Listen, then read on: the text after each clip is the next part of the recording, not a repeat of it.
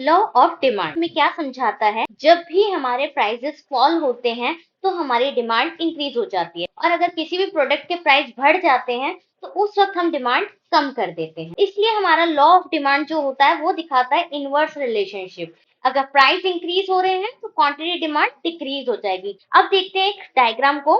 Y axis पे हम prices को लेते हैं और एक्स एक्सिस पे हम क्वांटिटी को लेते हैं। आप देखिए, अगर प्राइस इंक्रीज हो रहे हैं तो डिमांड अपने आप ही कम हो रही है, और वहीं अगर हमारे प्राइसेस कम है तो हम डिमांड ज्यादा कर रहे हैं।